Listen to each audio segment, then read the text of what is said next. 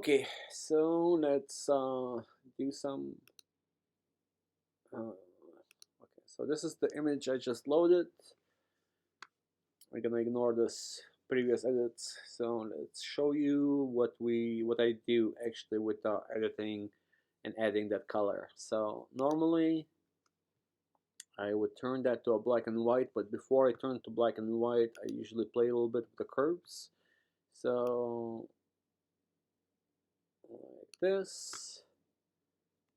And what I do is I turn this to invert, and then invert I usually press command and I, that's typical, and then I just paint with the opacity, do the flow 100%, opacity maybe 12%, so just lighten things up that way, right? So it doesn't look too dark, especially the skin tones. And mask a little bit. Flower, because this one was shot without a flash, so. Okay, so this is pretty much all that I do, and then I do another one. And this one, another curves adjustment layer, which is gonna be opposite, darken.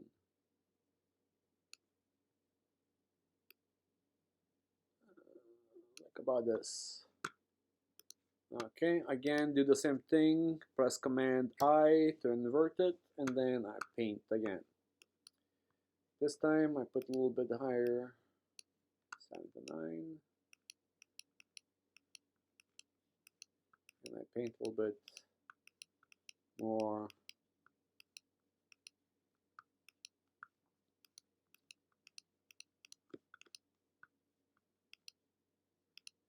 Kind of emphasize the dark areas.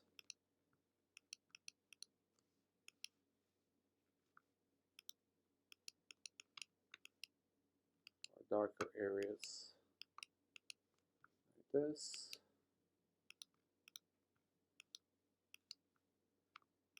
Maybe a little bit this. Hold on. Let me just undo the brush here on this on the face. And maybe undo the brush on the air. Okay. Wait.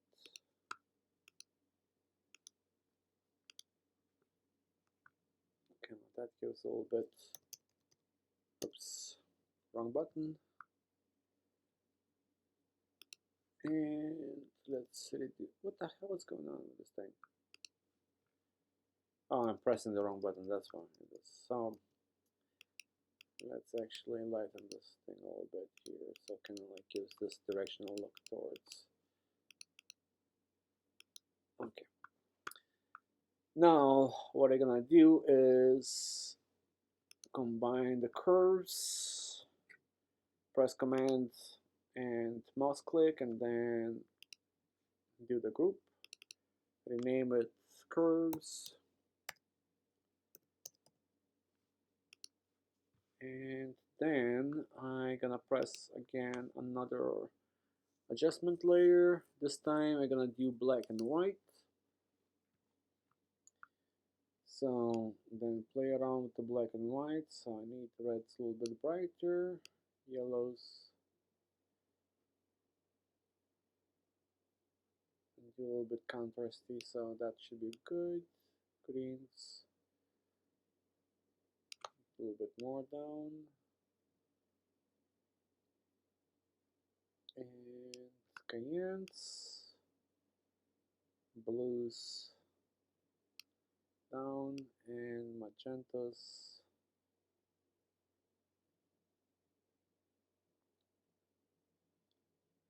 Okay, that should be dark enough. we can always come back to that one. So what we're gonna do now is create another adjustment layer and go to a color lookup. Press on color lookup, and this is basically 3D LUT files or whatever the thing is called. I probably mispronounce it, so I don't care. So you have, this is what I have. I don't know if everybody else has the same things, because I know over the years I downloaded a lot of stuff. So you have the 2-strip look, that doesn't change anything. 3-strip look, it doesn't change anything. Then bleach bypass, and then candlelight cube, which creates this kind of like a, I don't know, kind of old-fashioned kind of look. I don't know. Crispy warm, crispy winter gives a blue look. Then touch the blues. Doesn't change anything on black and white, but amber, the edgy amber, it creates this kind of like a nice, weird, edgy kind of like amber look to it. So that's usually what I do, and then I either drop it a little bit so it doesn't kind of like burn my eyes. So you can reduce it a little bit to like this amount, or you can leave it at this amount,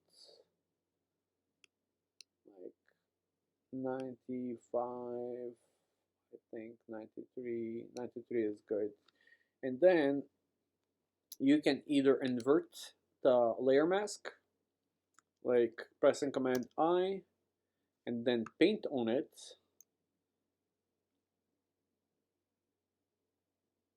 like this. I'm making a large brush and just tap it a little bit. Oops, we need to change the color of layer mask. So this is what you do. You can do this to add a little bit kind of more oomph to it, more mystique to the image.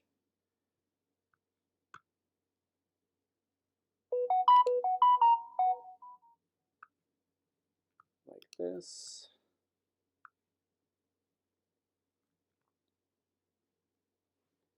And you can reduce the size a little bit and do like this, and leave the model's face in black and white if you want to, but I want color on the face a little bit, so just tap on that, tap on that, tap on that.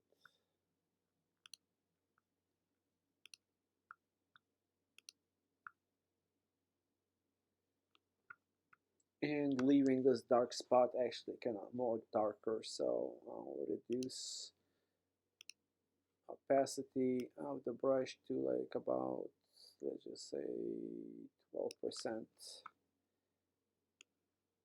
So, and then just brush slightly to give that color a little touch. And I don't want that to be that bright on the model's face, so we reduce that a little bit. Okay. And